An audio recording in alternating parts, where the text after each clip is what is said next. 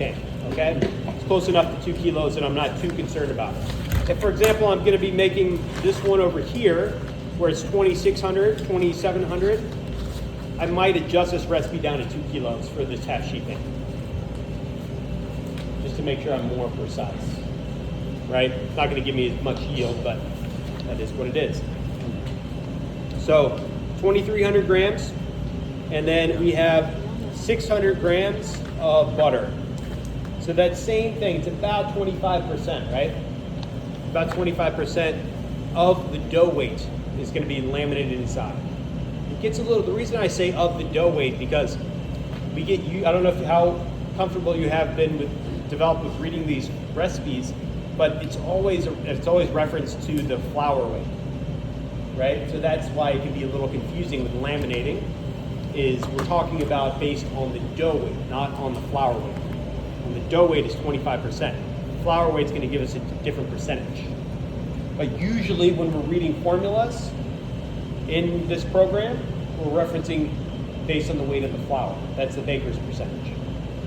But this is kind of like its own separate recipe here, a butter block. It's going to be referenced by the dough weight.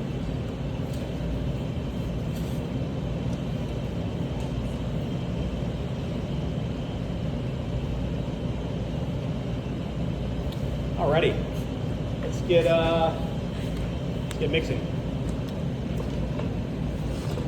Thank you. It's a straight dough. Do we have this flour here? Oh, there's a second amount of flour, 50 grams. Did we weigh that one out, or did we miss that? We don't need. Yeah. I just want to make sure it's not in here. Not there. Not here. Okay.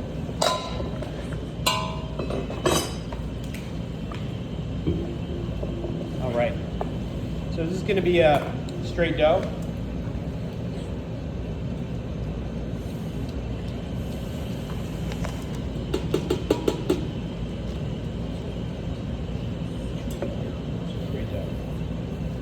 I'm going to add the yeast to the milk because it's here. I can also add it to the flour without any different results here, okay? It's a small amount of butter. I think it's going to be fine adding it directly to here. And then we have our 3 eggs. All right. So I'm going to crack these into a separate container first. I don't know if anybody's learned that lesson the hard way. You crack directly into a bowl before? Get a little piece of the shell. Oh, yeah. Yeah, anyways, crack into a separate container. That way if you see a piece of shell, it's easier to fish it out. Right? Yep. Have you done that? Have you made that mistake? Yes. Not here though, but At home. It's really fun when you have to fish it out of an omelet box. huh? Oh no. I learned a trick. If you put if you dip your finger in water, then This you is all put the it on the dry egg. ingredients? It helps. This is all the Yeah. dry? Yeah, put in like And the sugar is not. Well, then it runs away. that's the sugar. Yeah, sugar and salt. Alrighty.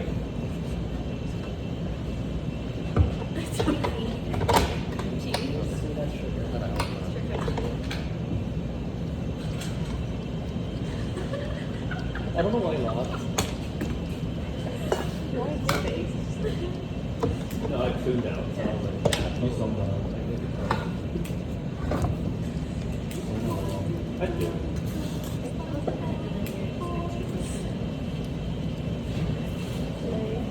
You're slow.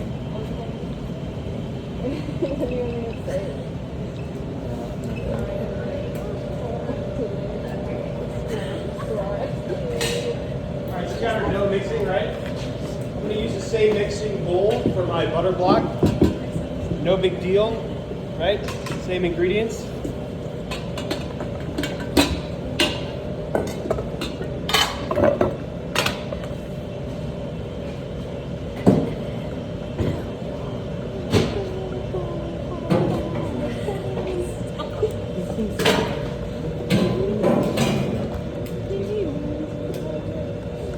Thank you. All right, 50 grams of flour.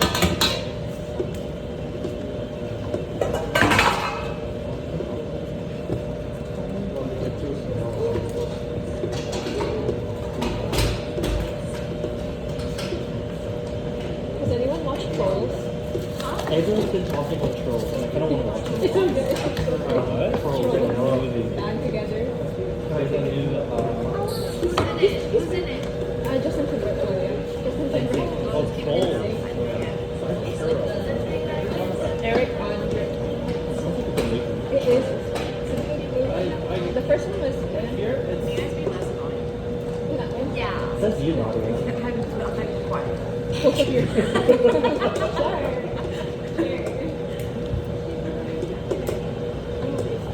Trolls is such a good movie. You're such a... You're a troll. Someone grab me a couple pieces of paper, please.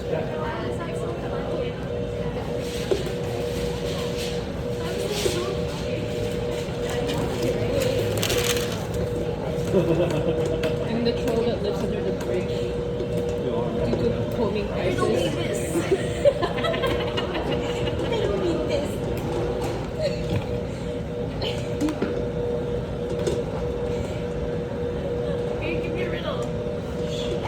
Riddle. I don't know any riddle.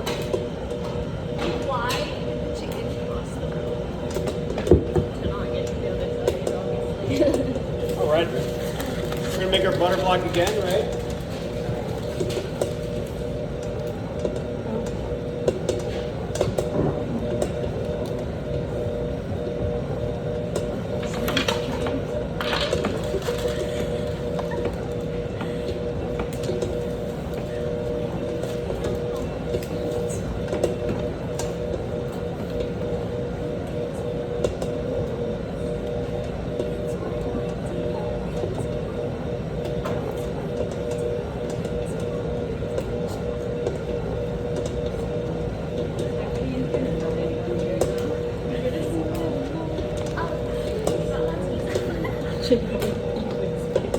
I love how he was one of his like cardio members and his class.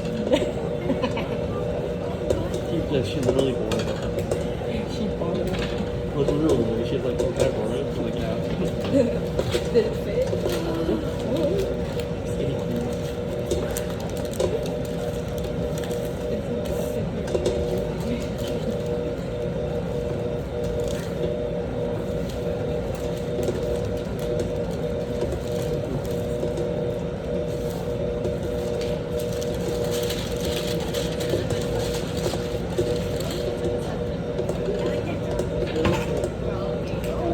I wanted the recipe for the cinnamon buns. We used one. It's like, you know what? Never mind. Mom, Dad, you're getting cinnamon buns. It needs to pre-ferment now. I tried making French fries. How would it affect if like the butter block was not incorporated like properly with the flowers?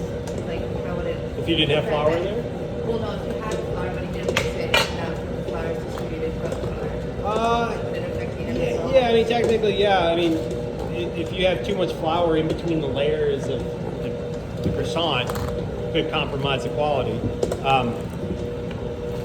think the flour, it's not that much flour. It's going to be pretty well mixed. I think the thing you might notice different is whether or not you use flour at all. You know, sometimes you don't use flour at all. So our recipes last when we did the were way more flour, right? You put a lot more flour in there? There was like, Yeah, for which one? wasn't there like equal parts flour? Yeah, that was for plate. there was like at least like a couple hundred grams of Like flour. at least like half No, you're talking about the reverse puff pastry. Yeah, the reverse. Yeah, the reverse is a little bit different because it's really difficult to put butter on the outside of the dough without it becoming a total mess. So you add a lot more flour when you make reverse puff pastry. But you made regular puff pastry too, right? Yeah. That one doesn't have it shouldn't have as much as reverse. I don't remember exactly how much compared to this. I think it's just like a small amount to kind of absorb the moisture. For the presentation that we have to do we have to do it in partners or by ourselves? What does it say on the It did? I don't think it said anything. It just says, oh, there's a presentation. Go to a Okay. cafe. That's it. And Lisa told you partners? Or did Lisa say anything about it? No, not really. During demos, usually we just like find something. No, we're talking about the presentation. Presentation Oh. about like the bakery that you. Oh, we're not doing it alone? I thought we were doing it alone. Alone. Yeah. Yeah. I think she was just asking. She was just asking, and the only reason why I commented about it and probably created more confusion is because I think Lisa has done it.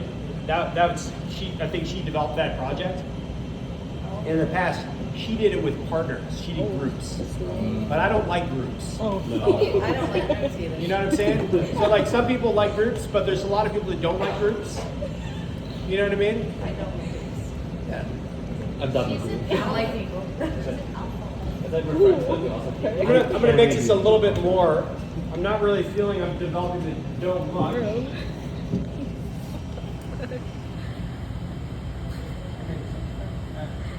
I'm gonna put another minute or two. Why are you so zoomed in? Because I took it so Could you send back to the Also, I feel group? like we can kind of I will personalize a the Google Doc. presentation Okay, because, go like, to, go to a coffee shop Isabella's and been I have asking me, one and I was like, well, everyone's like to have fun. Yeah, somebody else wants to do another one. It's I know which one I'm going to. yeah.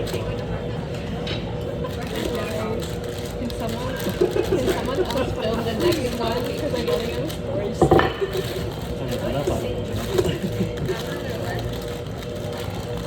I can write out the questionnaire from here. Now, which hotel chain did you work for? I work at small hotels. Yeah, not like no big chains. It's like we call it a boutique hotel or whatever. It's like the Lamont Hotel in Washington D.C. And why'd you get into pastry? I was culinary. It's just fun. Yeah, it's just in general, because well, for one, my chef, the chef that I work for, was a really good pastry chef. So he trained in Germany. He was the executive chef of like one of my first chefs, like in a real professional kitchen. He trained pastries in Germany, and he was a pastry chef in Louisiana and New Orleans. And so the pastry department at that place I worked was really good. Like everything was done from scratch. It's like high level of technique and quality. So that was always something. Whenever you see stuff like that going on, you're like, oh, cool. What are they doing? You know, I want to do what they're doing. You know what I mean? I was working in the kitchen too. Same thing. I worked in the hot kitchen there for like 6 years, and the pastry kitchen for 2 years. So that's like 8 years in that one place.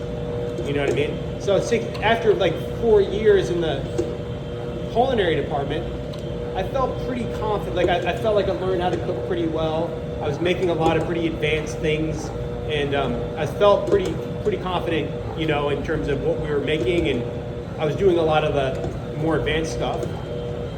But I didn't know anything about pastries. I was young, you know. I was like, 22 or 23, and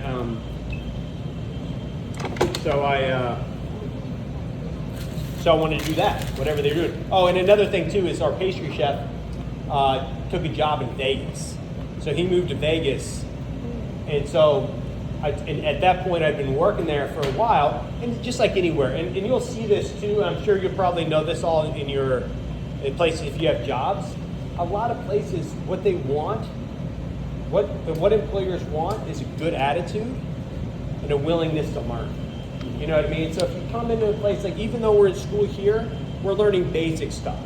And you're gonna go to some place and they're gonna do it a little bit different. And that's normal everywhere you go. Everywhere you go, you're not gonna be able to walk in and be like, oh yeah, I can make the croissants. Because you gotta figure out how to make the croissants based on their method and their way of doing it. That's any job, right? And so what this is doing is giving you an understanding of how to do it. And so like the learning curve of knowing how to make croissants the way we're making today and the way that they make it at the place you're gonna work at is gonna be much quicker. Like, okay, I remember doing this, I remember managing the temperatures, I remember making this mistake and I won't do that here, you know. But they're gonna be like, okay, here's how we do it. We make this batch of dough, we roll it out like this, we rest it in the fridge, a lot of different variations on this one recipe. And so you'll figure it out and you'll be able to do it. Anyways, so sorry, I lost my train of thought. So my boss, I'd been working for him in the kitchen for like 4 years. And so I was like, okay, like he saw that I was willing to work hard and not complain about anything. I usually don't complain about stuff. Not saying sometimes you need to complain. I'm not saying you shouldn't. But in general, complaining, depending on what you're complaining about, can be negative in the workplace. People don't necessarily want to hear complaining. They want to hear a solution to a problem rather than what's wrong. That's anywhere you go. That's life, right? Go in there and say, this is messed up to your boss. Okay, you're right. It might be messed up. But I'm talking about like stuff that's like, with what's going on. They want to say, hey, whoever, I noticed that we're doing, whatever. I noticed that this has been a problem. I think this could help. That's being more productive. That's being more positive. Anyhow, so my boss knew that I was like, I was willing to work hard, do what needed to be done, and not complain. And I was okay. I was doing well enough in the cooking that I told him. I said, hey man, I know Brian just took a job in Vegas. I know it's hard sometimes to find a good pastry chef. And I said, listen, as an option, I'd be interested in going and working in the pastry department. Obviously, I'm not a pastry chef, but he is. Even though he's executive chef, he's the pastry chef. Like he's done that job before. And then it kind of saves him money because he doesn't have to spend a lot of time finding a pastry chef. I'm willing to work hard and put in extra hours. He knows that I can learn relatively quickly because he's already seen me doing it, and he agreed to it, basically, in the end of the day. So I was kind of like the lead pastry cook, kind of shared duties with another girl, and then I just got to learn how to do this stuff, you know what I mean, and making a bunch of cool cakes and things like that. And the thing is too, in terms of culinary, it's a lot of cooks don't know how to do pastries. So as soon as I was able to learn how to do pastries, it kind of pushed me into the pastry department anywhere I worked after that. So when I went to Washington D.C., there was this restaurant that I really liked that I told you I worked at called Citronelle, and I was like, I really want to work here, And so I got an interview, and I went in there and I talked to the chef, and I was like, he saw me. He's like, oh, I saw you did some pastries. I was like, yeah, I did it for 2 years. And he's like, well, we have struggled with it. Just, I think, a coincidence, but not him. He was the executive chef, but the owner, former executive chef. He used to be the executive chef, but now he's the owner. Didn't really do much in the kitchen. He was a former pastry chef too, French guy, and he converted to hot kitchen and opened restaurants and stuff. Anyways, so he's like, I noticed you've got pastry experience. He's like, would you be willing to work in the pastry kitchen? We're struggling finding pastry cooks. And I said, sure. So that it's just kind of like, it's always been kind of that. Once you kind of are able to do something, if there's somebody needs to do it, then they're going to ask you to do it. That's why I'm taking this program, because I still want to stay in the culinary world. Yeah. But I don't know anything about pastry. And they don't really, like, if you work in a restaurant, they're not. Yeah, they're not going to let you in there. Yeah, like I said, I had to really kind of make a point to like go after it rather than like. I took it off because I'm going to school. They're like, you don't need school. I'm like, I'll teach you pastry here. And I've had so many of my employers, and I'm like, you're not going to teach me pastry. I already know you're not going to. I'm going to get sucked up back on the line. That's how they get you. And that's going to work for 3 years. But yeah, so that just worked out for me too. And that was a nice restaurant. I enjoyed working there. We did pretty cool stuff. It's weird stuff. It's like more cutting edge techniques and stuff that aren't as common, but it was still kind of rooted in classic French pastry. So I felt I could understand it pretty easily. I worked for only French people there though. So that was kind of challenging because those guys can be kind of mean. Because this is back in the time where it's like it was mostly men.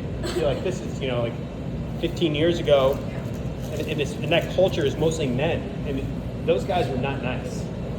And luckily, we've kind of gone through some improvements in our industry where that behavior, like towards people, like disrespectful behavior and rudeness, is going away. But those guys would yell at you and stuff. Yeah. You can't get away. You get canceled if you. Still in a few places, it's kind of like that. Yeah, I mean, there's always going to be mean people in the world, but I feel like nowadays people are worried you're going to get canceled, and they should be worried. We should. You should get those guys. Those guys would have got canceled. Those French guys.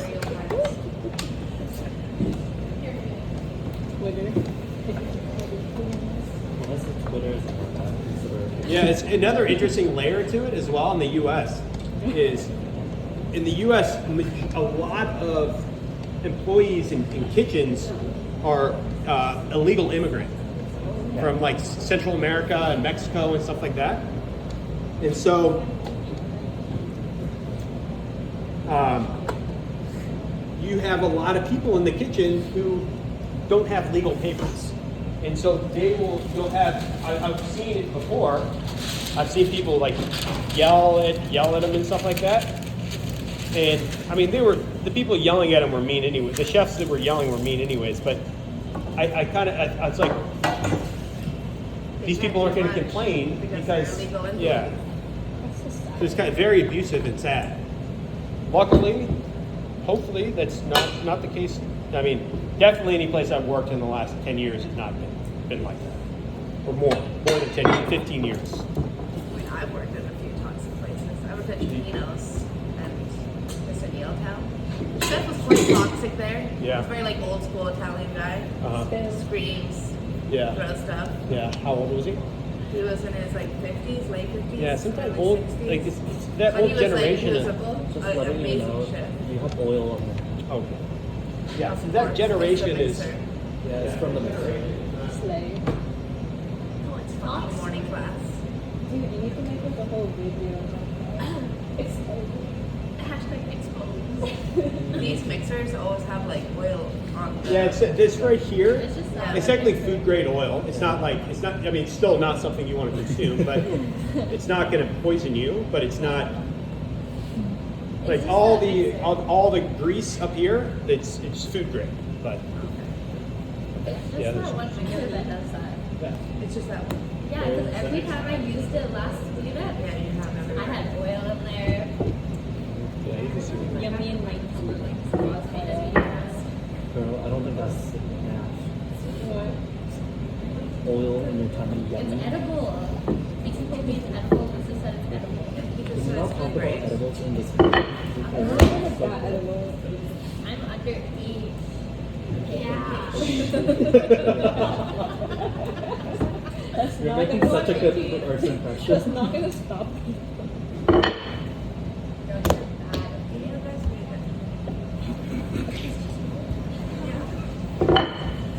All right, so we're getting ready to laminate our croissant dough, right?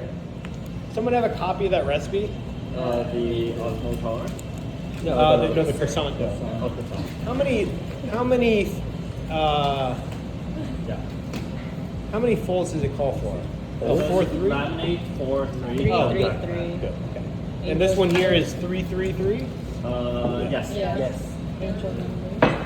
So 4-3 as in like a double fold? Yeah, so we're going to do a double fold, but I think it's actually a mistake. I feel like it should be 3-4. 3-4, not 4-3. I think it should be 3-4.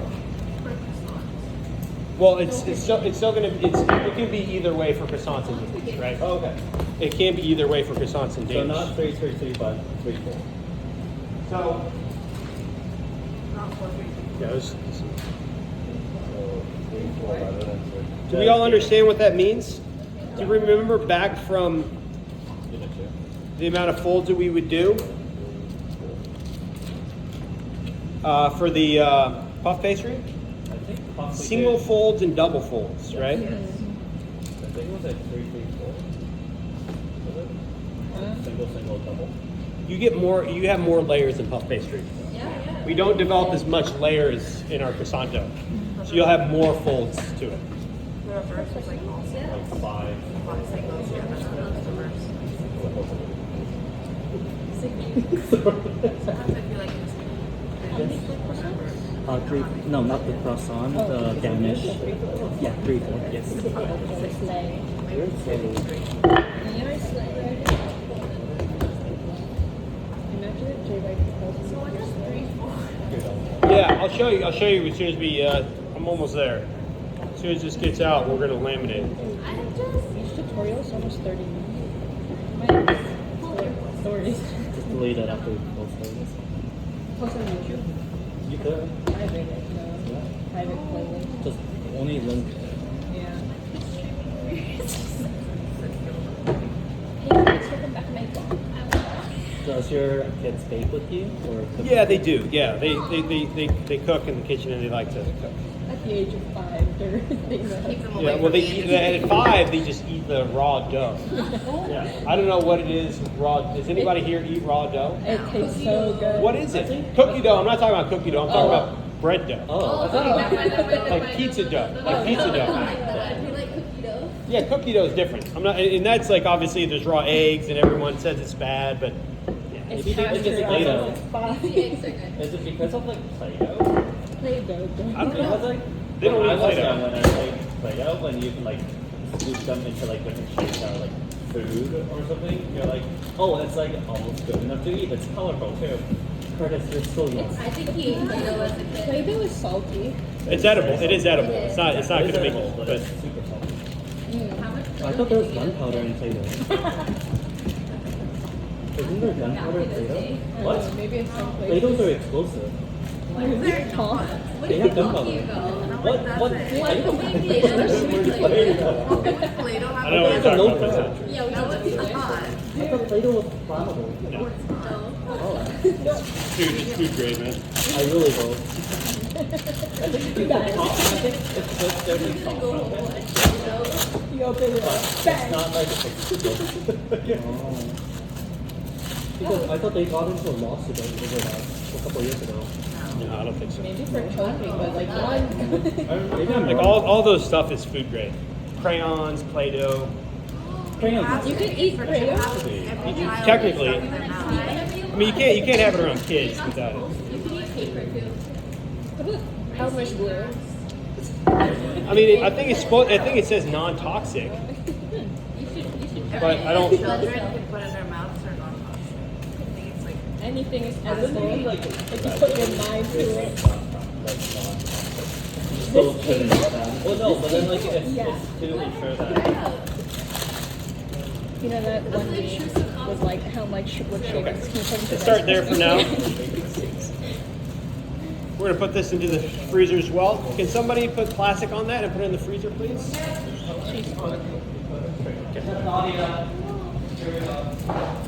This table is edible.